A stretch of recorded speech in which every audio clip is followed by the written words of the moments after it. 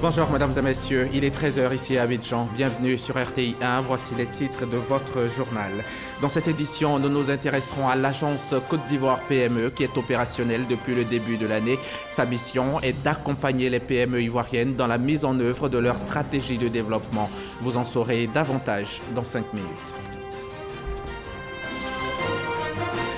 La production annuelle du miel ne couvre que 20 à 40% des besoins nationaux. Dans le Hambol, les jeunes s'intéressent de plus en plus à l'apiculture. Pour être plus efficace et pour une production de qualité, ils souhaitent la modernisation du secteur et une bonne formation. Le bilan provisoire des dernières violentes pluies qui se sont abattues sur l'ouest du Japon est monté à 100 morts. Quelques 50 000 pompiers, policiers et militaires des forces d'autodéfense ont été déployés sur le terrain et jusqu'à 5 millions de personnes ont été priées d'évacuer. En marge de la cérémonie d'hommage des populations de la région du Hambol au chef de l'État, le Premier ministre ivoirien Amadou Gon Coulibaly s'est rendu à Niéméné, à une trentaine de kilomètres de Dabakala, où il a lancé samedi 7 juillet le processus d'électrification de plusieurs villages de la région. Selon Amadou Gon Coulibaly, le lancement de ces travaux répond à l'engagement du chef de l'État, le président Alassane Ouattara, d'électrifier tous les villages de plus de 500 habitants d'ici à 2019. Les villages de Dabakala concernés par cette opération sont Lagbora, Konyana, Sitiolo, Logokora, Pessandougou, Segbere et Pagala. Rappelant les efforts du gouvernement en matière d'électrification dans la région du Hambol, le Premier ministre a estimé à 65 milliards de francs CFA les investissements globaux engagés sur la période allant de 2012 à avril 2018. Depuis le début de cette année 2018, l'agence Côte d'Ivoire PME est opérationnelle. Sa mission est d'accompagner les petites et moyennes entreprises ivoiriennes dans la mise en œuvre de leur stratégie de développement. Cela à travers la recherche de financement, de la formation. Cette nouvelle structure étatique devra donc soutenir les PME à sortir de l'informel et être compétitive à l'international. Zoom sur l'agence avec Jean-Jacques Kouaméala. Mohamed Lamine Bakayoko est un jeune entrepreneur investi dans le domaine de la transformation du café. En plus de la production, Mohamed Lamine forme les jeunes dans le domaine du marketing et de la comptabilité dans sa petite unité située dans la commune d'Adjamé. Ça nous permet de créer une forme de hub derrière, parce qu'en termes de turnover, moi ici pratiquement plus de 60 personnes qui sont passées par ici. Et comme on ne peut pas trop les conserver, donc il faut les rendre très efficaces pour ailleurs, quoi. Maintenant même on nous recommande. Mais que de difficultés rencontrées par ce chef d'entreprise dans l'atteinte de ses objectifs. Les PME ne bénéficient toujours pas d'assistance dans la mise en œuvre de plans de développement. On me dira que maintenant c'est facile de créer une société, mais ce n'est pas que les conditions de facilitation de création qu'il faut créer. Il y a les conditions de facilitation de la gestion quotidienne là, qui, ma foi, ne sont pas encore bien huilées. C'est le cas de Nzi, opérant dans le domaine des bâtiments travaux publics. Elle aussi rencontre des difficultés pour participer à des appels d'offres au niveau international. Mais aujourd'hui, sa persévérance a fini par payer. Nous, on a été PME. On n'avait même pas les cautions pour participer au marché. Parce que les banques, on n'a pas de moyens, on n'a pas de maison pour hypothéquer. Donc, ce qu'il faut faire, il faut bloquer de l'argent pour qu'on nous donne la caution. Et on n'a pas. Donc, à chaque moment qu'on va à l'appel d'offres, on est éliminé à faute de caution. La caution qui fait 250 millions, à son temps, nous, on ne peut pas avoir. Pour répondre aux préoccupations de ces chefs d'entreprise, le gouvernement vient de créer l'agence Côte d'Ivoire PME. Sa mission, accompagner les PME dans l'élaboration des plans de développement et la formation afin de participer à des appels d'offres à l'international. Un des objectifs stratégiques de l'agence est bien sûr de propulser les PME vers le succès en renforçant leurs capacités. Vous savez qu'aujourd'hui, nous sommes dans une économie qui est globalisée. Et dans ces circonstances-là, bien sûr, les compétiteurs des PME ivoiriennes peuvent venir de la Chine, des États-Unis, de l'Europe notamment. Donc une entreprise, même si elle est basée en Côte d'Ivoire, elle fait face à une compétition qui est globale.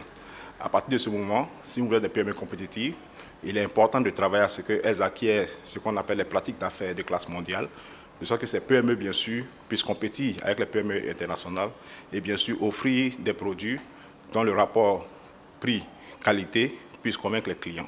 L'agence Côte d'Ivoire PME va également contribuer au montage de projets afin de bénéficier des financements auprès des banques. Si vous prenez un cas précis, par exemple, tel que le cas du métro d'Abidjan, en amont, il faut déjà cartographier les besoins, les types de compétences dont on aura besoin dans le cadre de ce métro d'Abidjan. Une fois qu'on a cartographié, il faut voir aujourd'hui, au niveau de l'écosystème ivoirien, quels sont les types de PME qu'on a. Est-ce que les PME qu'on a aujourd'hui seront capables de participer à la mise en œuvre de ce projet-là? Si tel n'est pas le cas, le rôle de l'agence Côte d'Ivoire PME sera d'identifier les besoins, de travailler avec l'ensemble de l'écosystème à bâtir les compétences des PME ivoiriennes pour que quand vient le temps d'exécuter ce marché, on ait, je dirais, un panier de PME assez capable. Si le CPC, Centre de promotion des investissements en Côte d'Ivoire, est la porte d'entrée des PME qui constituent 98% du tissu des entreprises en Côte d'Ivoire, cette nouvelle structure se veut comme le garant de la survie de ces PME qui meurent pour la plupart 2 ans après leur création. Avec l'ouverture de l'incubateur d'Abidjan au cours de ce mois de juillet, l'agence Côte d'Ivoire PME va apporter un support et un soutien aux startups ivoiriennes. C'est un reportage signé Jean-Jacques Kwameala. Allons-y maintenant au Burkina Faso, à Banfora précisément. La ville a accueilli récemment la première assemblée générale de l'Union transfrontalière des collectivités territoriales de l'espace SKBO, Sikasso, Korogo, Bobo-Dioulasso. Il s'est agi de revoir la feuille de route de l'instance afin de conduire la fêtière à son autonomisation. Il a fallu également réviser les projets communautaires auprès des populations, des projets pour conduire au développement de l'espace et ainsi lutter contre la pauvreté. Mamadou Kouassi y était pour RTI.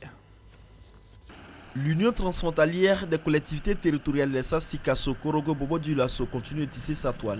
Après l'assemblée constitutive à Korogo, place à la première assemblée générale ordinaire. Les maires et les présidents des régions des Cascades, du Haut-Bassin, de Sikasso, du Folon, du Kyologo et de la Bagoué sont retrouvés dans la ville de Banfora au Burkina Faso. Il s'agit pour ces élus locaux, en plus des préfets, de réfléchir ensemble sur l'amendement des statuts, le règlement intérieur et le plan d'action. Et surtout de débattre la question de l'élargissement de la fêtière aux autres communes de l'espace. Quand on prend la région de Sikasso qui est au Mali, 147 communes. Quand on prend la région des Hauts-Bassins et des Cascades au Burkina, c'est 33 communes au Haut-Bassin, 17 communes du côté des Cascades. Côté Côte d'Ivoire, vous avez 4 communes côté Folon, 7 communes Bagoué, 28 communes côté du Poro. C'est pratiquement plus de 200 collectivités. Comment gérer tout ça? Voilà un peu ce à quoi on va réfléchir. Cette rencontre va faciliter la mise en place des projets et contribuera sans nul doute à renforcer la coopération entre la Côte d'Ivoire, le Mali et le Burkina Faso dans leur quête permanente de développement des collectivités territoriales, selon l'ambassadeur de la Côte d'Ivoire au Burkina Faso. Dans le cas d'une région transfrontalière impliquant 3 pays, ces actions-là sont d'autant importantes que les populations qui vont en bénéficier sont beaucoup plus intéressées et sentent mieux les gouvernements à leur côté. Des propos corroborés par les représentants du gouvernement burkinabé. Les pays sont en train de s'unir pour créer de grands espaces pour amorcer le développement économique. Les collectivités territoriales ont emboîté le même pas autour d'un objectif commun, c'est-à-dire assurer le développement économique de leurs collectivités respectives. Durant 2 jours, les différentes commissions spécialisées ont reçu à établir la feuille de route pour l'autonomisation de la fêtière et un début de solution pour intégrer toutes les communes de l'espace SKBO. Depuis sa création en 2016, l'Union transfrontalière des collectivités territoriales d'espace SKBO a soumis plusieurs projets intégrés de plus de 40 milliards de francs CFA aux partenaires financiers. Certains de ces projets sont en cours de réalisation. Et puis à Korogo, l'université Peleforo Bon-Coulibaly a paraphé ce week-end 5 conventions de partenariat. Des conventions de partenariat signées donc avec des entreprises nationales et internationales. Ces conventions sont le fruit de la première édition du Hall du stagiaire, une plateforme initiée par le service des stages et de l'insertion professionnelle de l'université. Le principal objectif, c'est de favoriser un cadre de collaboration entre l'université et les entreprises. Le reportage de Sie Kouassi dans un récit de Mamadou Kouassi. Pour cette première édition du rôle stagiaire de l'université Peleforo Bon-Coulibaly de Korogo, elles étaient environ 30 entreprises présentes. Elles sont venues échanger avec les étudiants à travers des expositions et des panels.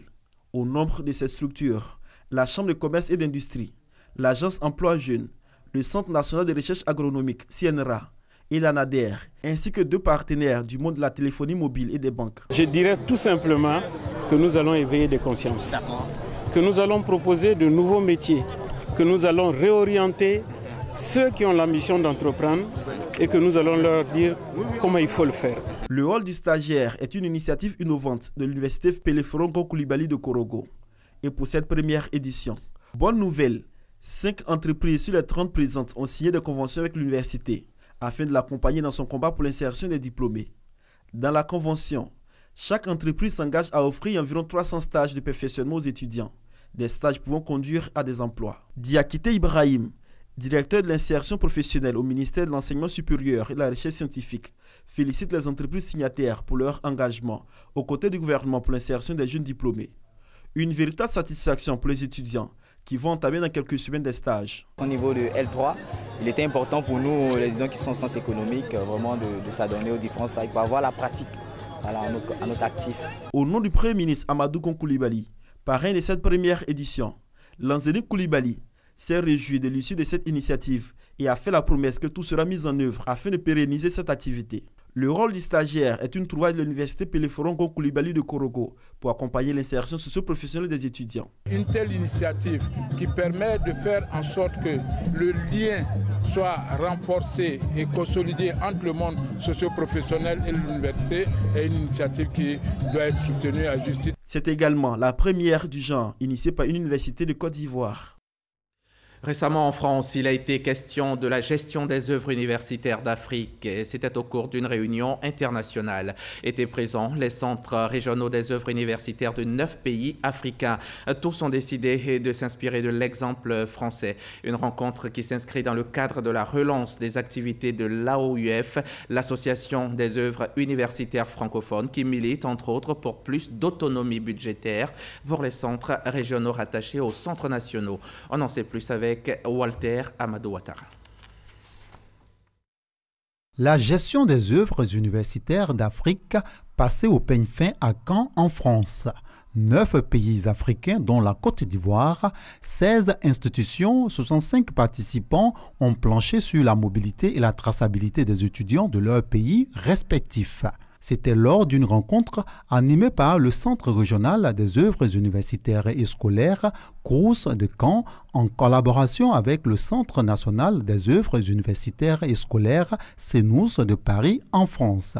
Il s'est agi de faire des propositions afin d'améliorer les conditions sociales des apprenants. Des recommandations, il y en a eu au cours de cette rencontre internationale qui est une initiative de l'Association des œuvres universitaires francophones, AOUF. L'AOUF souhaite, entre autres, plus d'autonomie budgétaire pour les centres régionaux rattachés aux centres nationaux, le renforcement de la communication entre universités et centres des œuvres universitaires. La délégation ivoirienne était conduite par Isiaka Bamba, porte-parole des CROUS africains. Directeur du CROUS de Daloa, il a exposé sur le mode de gestion des œuvres universitaires en Afrique. Des présentations et des panels ont ponctué cette rencontre qui marque ainsi la relance des activités de l'Association des œuvres universitaires francophones. Et sur place, ici, les acteurs du système éducatif en charge des cantines scolaires, eux, mettent en place une politique et une stratégie nationale d'alimentation vulgarisée. Ils se sont réunis jeudi au Centre national de matériel scientifique de Cocody pour la vulgarisation des documents relatifs à cette politique. Et c'était en présence de Kandia Camara, la ministre de l'Éducation nationale, de l'enseignement technique et de la formation professionnelle, et bien sûr de nos reporters Sephora Zegui et Franck Quadio. Offrir un repas chaud et équilibré dans les cantines scolaires et structures de l'éducation de base, c'est l'ambition de l'État de Côte d'Ivoire à l'horizon 2025.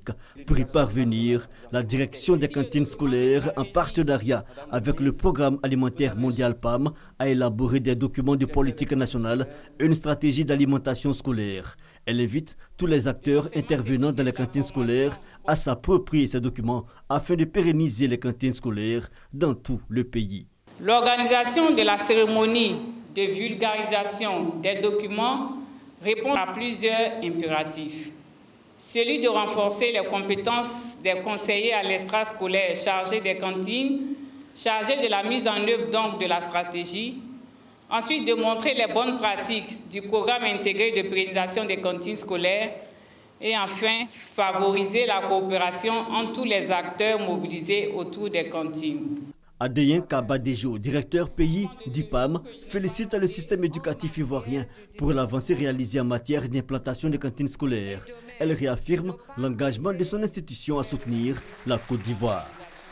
Hier, aujourd'hui et demain, le PAM était, est et sera toujours à vos côtés pour apporter sa contribution à la construction d'un système éducatif plus performant et efficient pour la formation qualitative du capital humain indispensable au développement de la Côte d'Ivoire.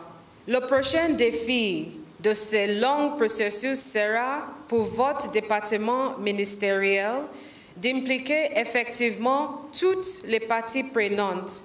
Kandia Kamara, autorité de tutelle, recommande aux conseillers des cantines scolaires de s'approprier ces documents. Ces documents reliés en un document unique et facile à consulter contient l'essentiel des activités et des bonnes pratiques en matière de pérennisation des cantines scolaires. Ainsi, le conseiller cantine nouvellement nommé dans une IEP a entre ses mains un canevas cohérent pour appliquer des solutions aux problématiques rencontrées dans les cantines placées sous sa responsabilité. Cette approche favorisera à long terme une meilleure cohérence des actions et plus d'efficacité des pratiques à l'échelle nationale. Le but visé par les documents de politique nationale et de stratégie d'alimentation scolaire, c'est trouver des solutions idoines aux problématiques de pérennisation des cantines scolaires en Côte d'Ivoire.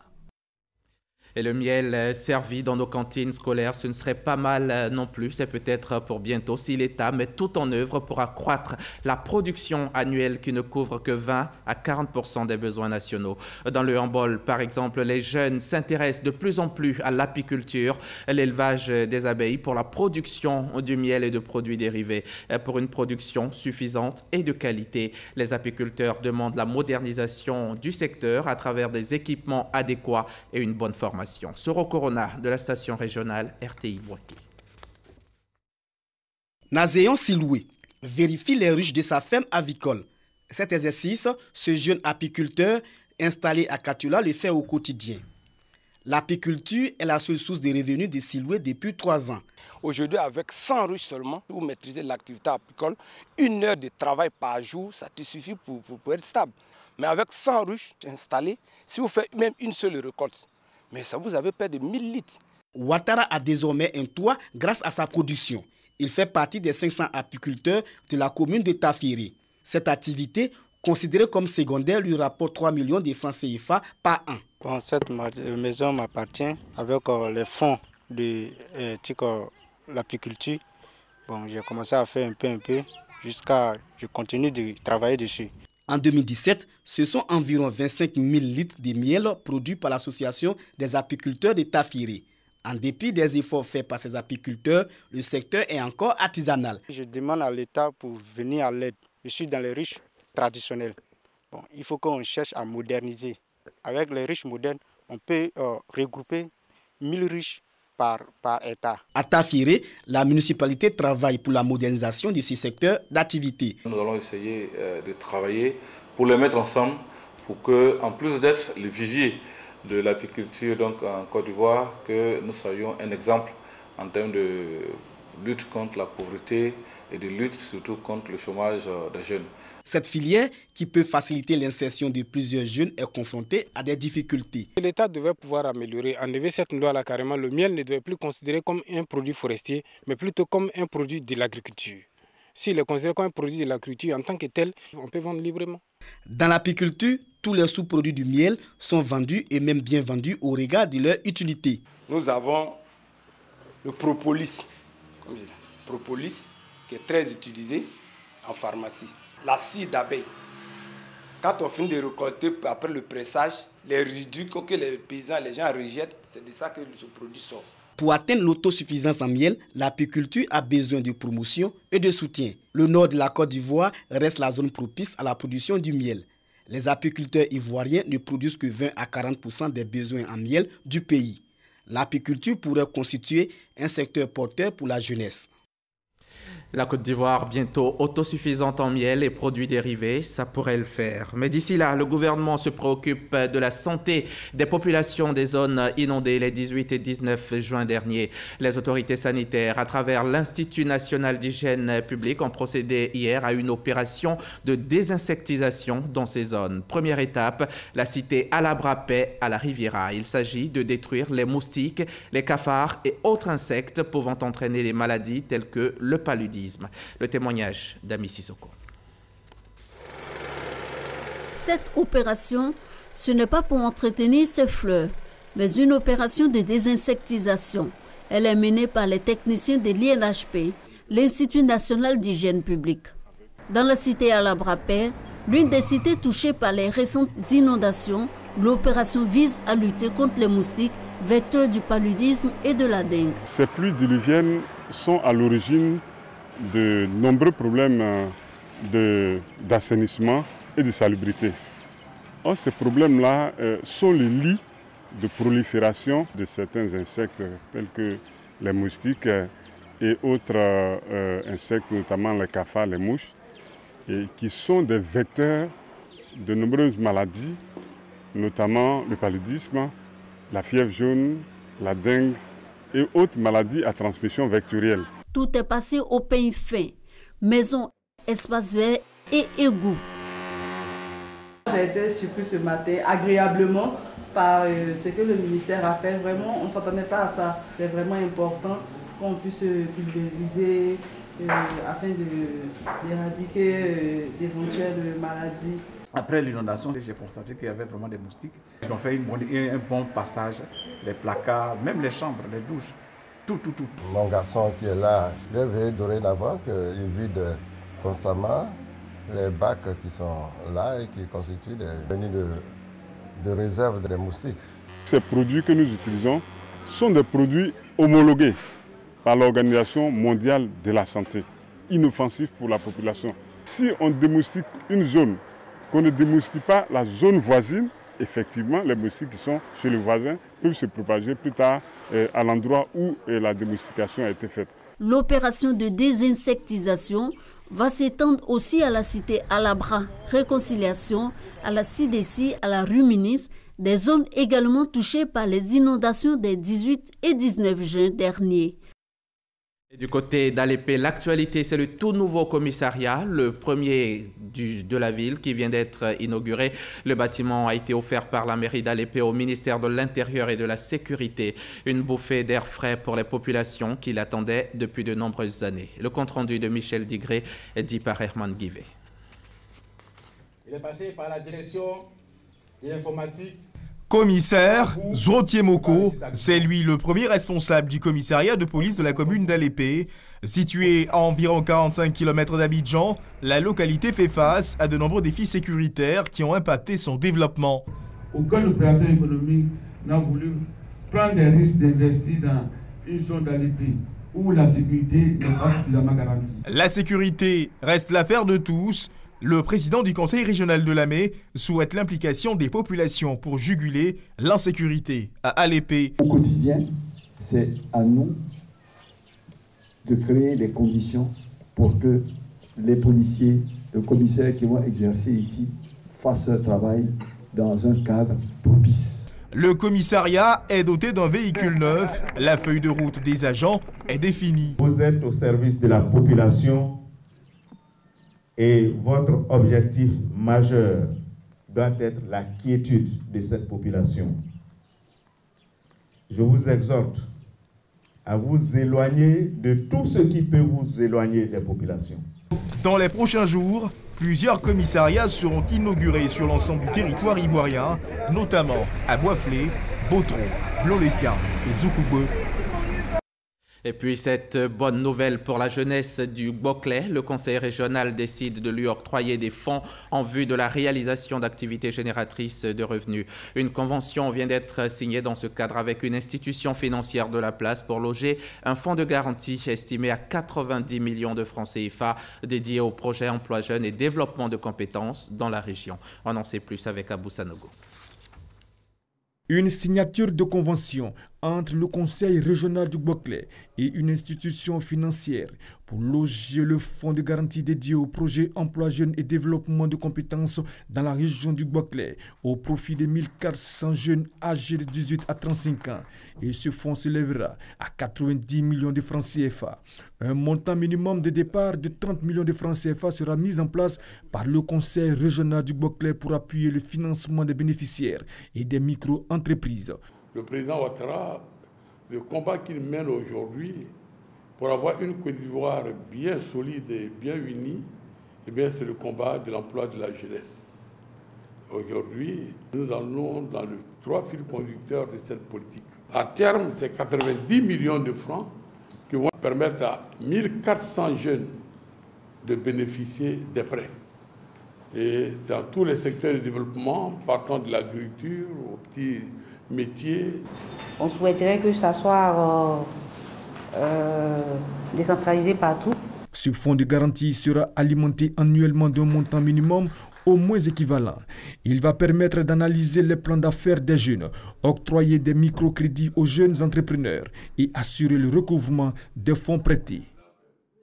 Nous avons aussi une page religion dans ce journal. Les 25 ans d'évangélisation par le chant, le sacerdoce de la chorale, il est vivant de la paroisse Sainte-Thérèse de l'Enfant Jésus et de la Sainte-Face de Marcory a été célébré hier dimanche. L'importance de l'amour de l'œuvre sacerdotale a été relevée à cette occasion par les différents célébrants. On retrouve Franck Quadio. Il y avait fête à la paroisse Sainte-Thérèse de l'Enfant Jésus et de la Sainte-Face de Marcory. Une des 11 chorales de la paroisse, la chorale Il est vivant célèbre ses 25 ans d'existence. Après une naissance, après beaucoup d'années passées ensemble, il serait mieux qu'on s'arrête un peu pour fêter un peu, pour penser à Dieu et surtout pour prier. Et nous avons placé sur les signes de la spiritualité. Le sacerdoce, c'est de don de soi et nous le faisons vraiment sans rien attendre en retour. Et le Seigneur lui-même continue de nous apporter des grâces que nous nous demandons tous les jours de notre vie. C'est ce qui nous motive.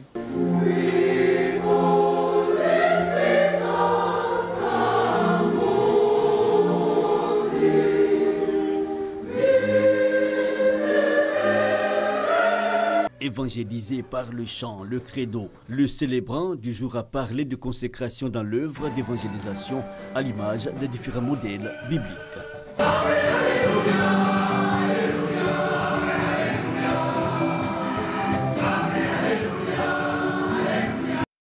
Je vous propose à présent un tour bref de l'actualité internationale. On ira au Japon où les pluies torrentielles ont fait 100 morts. C'est le dernier bilan provisoire. Mais avant, allons-y au Mali où la campagne présidentielle a été officiellement lancée.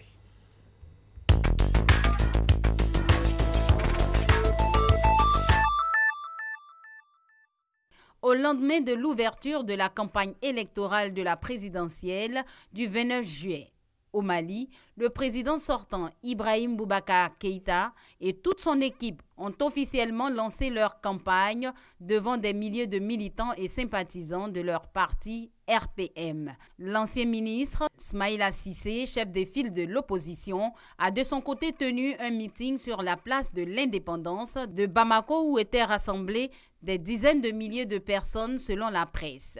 Son entourage parle de 30 000 à 50 000 personnes présentes. Les deux candidats s'engagent à tout mettre en œuvre pour ramener la paix et l'unité, à redonner à l'État toute son autorité. Le bilan provisoire de violentes pluies qui se sont abattues sur l'ouest du Japon est monté à 100 morts, a déclaré ce lundi le porte-parole du gouvernement. Les secouristes se forcent de retrouver des disparus dans les quartiers entièrement recouverts de boue et dans les décombres d'habitations de l'ouest du Japon. Face à la gravité de la situation, le Premier ministre Shinzo Abe a décidé d'annuler une tournée prévue à partir de mercredi en Belgique, France, Arabie Saoudite et Égypte pour donner la priorité aux sinistrés. Et puis sachez qu'en Thaïlande, le nombre de personnes secourues serait désormais de 8. Une conférence de presse aura incessamment lieu pour préciser tout cela. Voilà, c'est la fin de ce journal. RTI 1, merci de vous être fidèles. Bonne journée sur la chaîne Kirasi.